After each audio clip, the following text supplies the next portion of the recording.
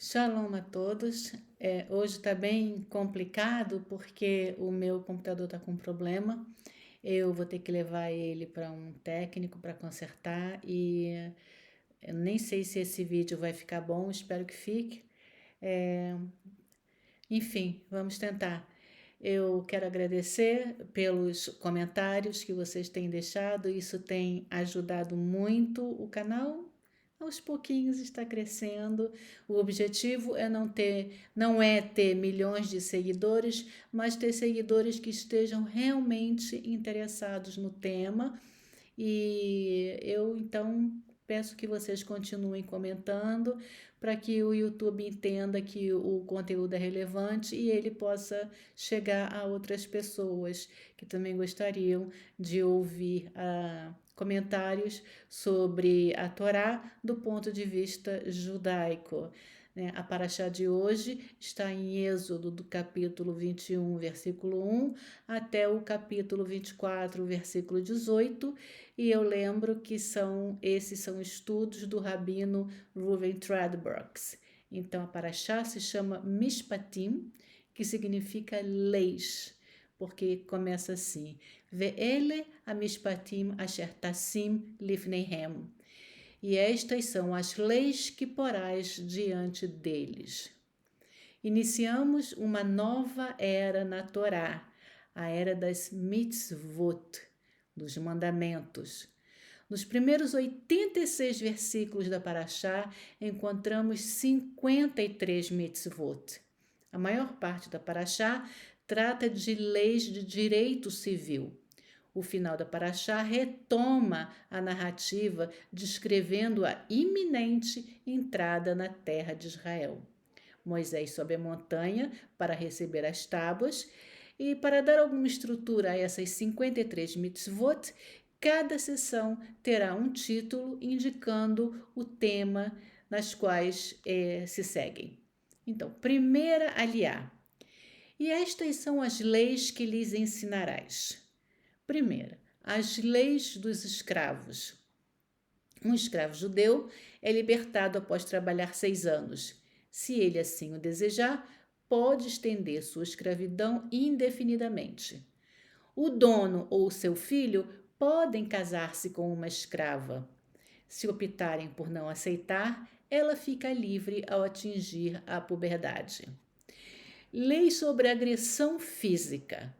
A agressão física que resulta em morte é punível com a pena de morte, assim como agredir um dos pais, sequestrar ou amaldiçoar um dos pais. Para agressões físicas que não resultem em morte, o pagamento é devido por dano, pelo desemprego e por despesas médicas. A justaposição dessas leis civis, logo após a experiência culminante da revelação no Sinai, é impressionante. Que contraste! Ouvimos a voz de Deus e, em seguida, leis sobre escravidão e agressão. Nós já sabemos, esta não é a primeira vez que vemos a justaposição da narrativa dramática e do sistema judicial. Na semana passada, Itró aconselhou sobre o sistema judicial. Depois, a história do Monte Sinai.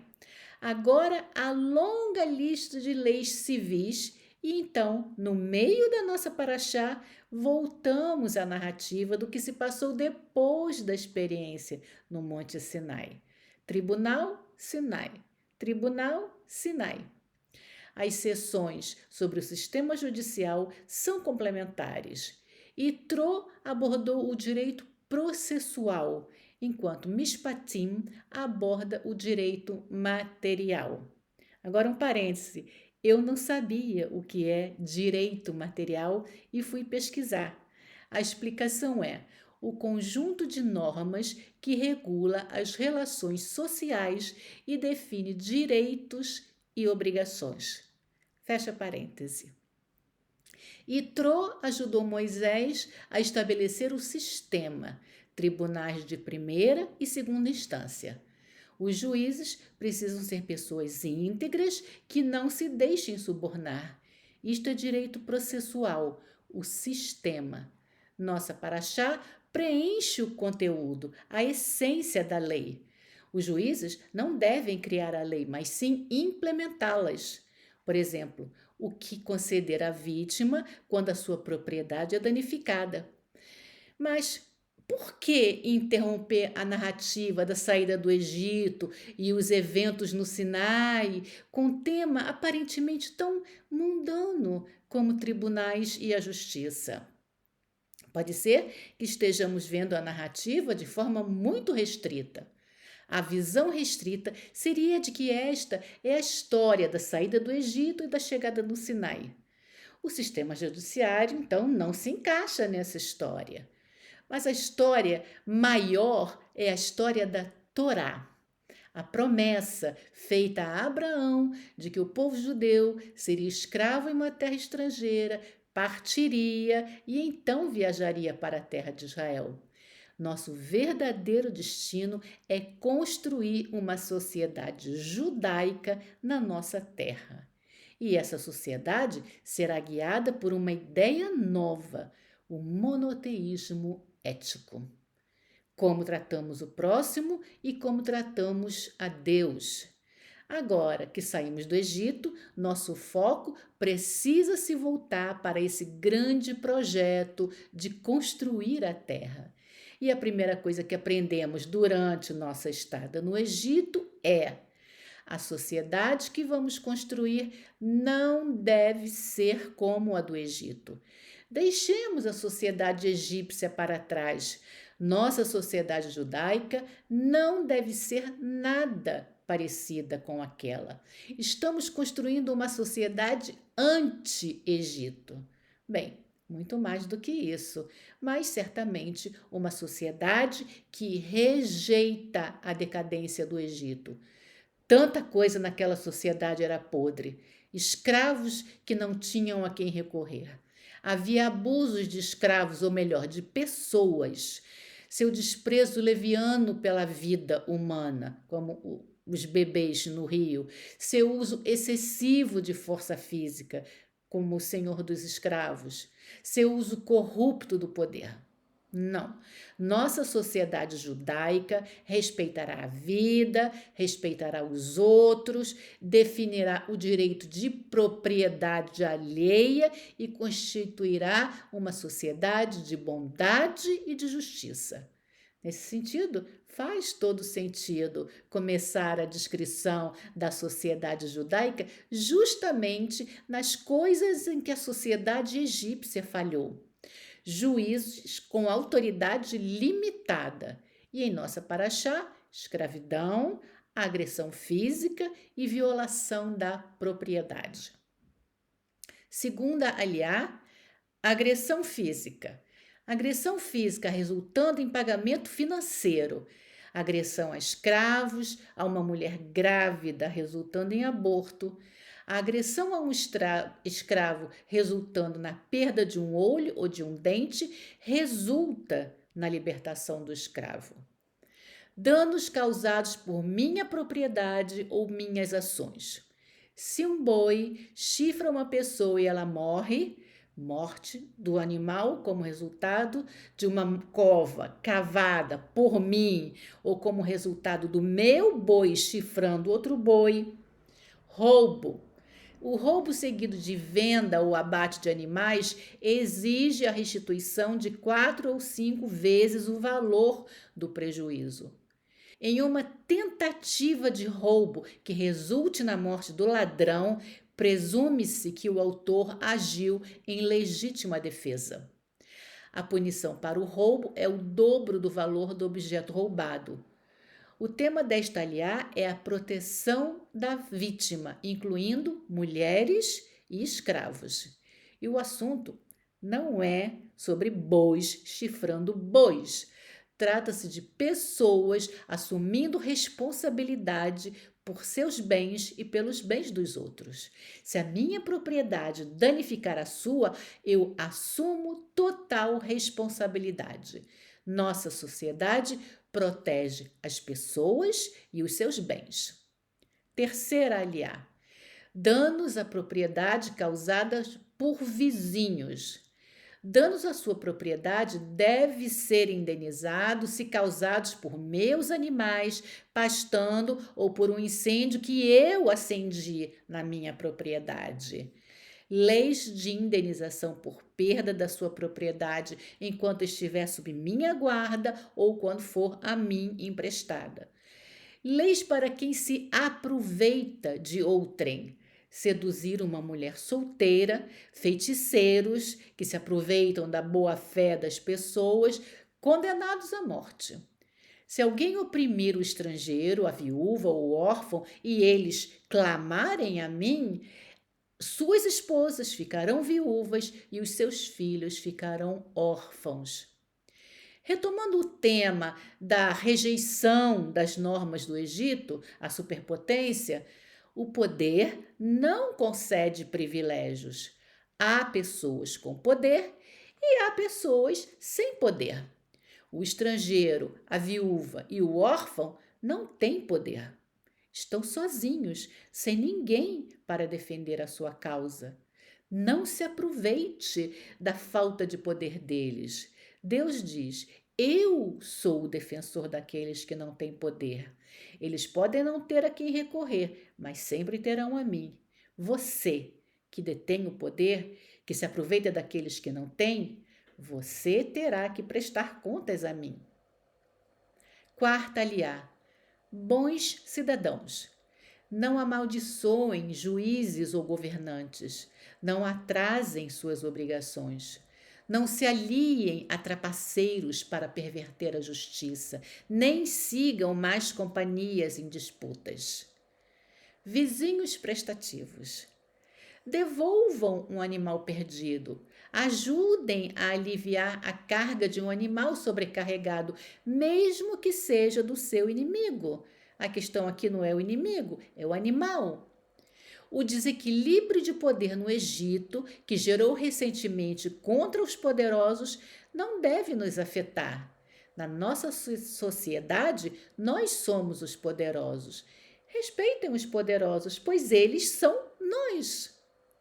Nossa sociedade deve ser cooperativa para o bem de todos. E melhorar a vida da população não é responsabilidade exclusiva do governo. Todos nós podemos melhorar a vida dos outros, iniciando com a devolução de itens perdidos, aliviando os fardos dos outros e outras coisas que nós vamos descobrindo. Quinta aliá, justiça. Não pervertam a justiça dos pobres e fracos por meio de mentiras, subornos e contra estrangeiros, pois vocês foram estrangeiros no Egito. Os limites do homem e o mundo de Deus, no mundo de Deus. Trabalhe na terra por 6 anos e deixe-a para os pobres no 7º. Trabalhe 6 dias e permita que seus trabalhadores descansem no 7º. Observe as 3 festas de peregrinação, Pessach, Shavuot e Sukkot, ou seja, Páscoa, festa das semanas, que os cristãos traduziram como Pentecostes, e tabernáculos. E não apareça de mãos vazias. O ano sabático e o Shabat semanal têm um duplo significado: engenharia social e princípios religiosos. Os trabalhadores têm um descanso a cada 7 anos e a cada 7 dias. Isso protege os direitos dos empregados. Esta também é uma observação contra o Egito. Tratamos nossos trabalhadores com respeito, não os explorando ou os desgastando. Além disso, o Shabat representa a relação do homem com seu Criador. A Shemitah, que é o descanso do campo no 7º dia, é ceder a terra ao seu dono. O dia do Shabat é ceder este mundo ao Criador. Nossa sociedade na terra de Israel será baseada no monoteísmo ético, dignidade do homem e reverência ao nosso Criador. Sexta aliá, jornada para a terra. Eu estou enviando o meu mensageiro para guiá-los à terra de Israel. A fidelidade ao que eu digo garantirá o sucesso do seu estabelecimento na terra. Não adorem ídolos lá. Em vez disso, sirvam a Deus e vocês desfrutarão de bênçãos e saúde na terra. Aqui, a lista de mitzvot termina e a narrativa recomeça. Depois do Monte Sinai, estamos a caminho da terra de Israel. Nós temos que lembrar que nós conhecemos a história dos 40 anos no deserto, mas eles não. Lendo a Torá em tempo real, Moisés foi informado por Deus que ele tiraria o povo do Egito, ia levá-los ao Monte Sinai e depois conduzi-los à terra de Israel. O Sinai é uma parada dramática, mas uma parada no caminho para a terra de Israel. Agora que saímos do Egito, estivemos no Sinai, estamos prontos para seguir viagem rumo à terra de Israel. A lista de mitzvot descrevendo a criação de uma sociedade justa e bondosa faz todo sentido, porque em poucos meses nós estaremos estabelecendo uma sociedade judaica nova na terra de Israel. Após ouvir as mitzvot, eles agora sabem de que maneira será uma sociedade judaica, onde o poder é limitado e onde o reconhecimento de Deus é central. Sétima aliá. Seus oponentes na terra ficarão acovardados. Eu os farei partir aos poucos, de sorte que a terra não ficará desolada quando vocês chegarem. Não façam pacto com o povo da terra. Eles não poderão habitar com vocês para que vocês não acabem servindo aos seus deuses. Antes de subir a montanha, Moisés escreveu as mitzvot do Eterno. Ele construiu um altar aos pés da montanha e trouxe ofertas. Moisés leu as palavras da aliança e o povo respondeu que a cumpriria integralmente. Sangue foi aspergido como aliança. Moisés subiu com Arão, Nadab e Abiú e os 70 anciãos. Eles perceberam a pureza dos céus como se fosse safira. Deus chamou Moisés ao monte para lhe dar as tábuas, a Torá e os mandamentos. A nuvem de Deus estava sobre a montanha e a visão de Deus era como um fogo consumidor. Moisés permaneceu na montanha 40 dias e 40 noites. A aliança pela qual seremos o povo de Deus está selada. Moisés subirá ao monte para receber a plenitude da Torá e o registro dos 10 mandamentos em pedra. Com isso, estaremos prontos para continuar nossa jornada rumo à terra de Israel, construindo uma sociedade de relacionamento com Deus e de tratamento ético das pessoas. E deixando para trás o Egito e seus abusos de poder e de pessoas. Shavua Tov.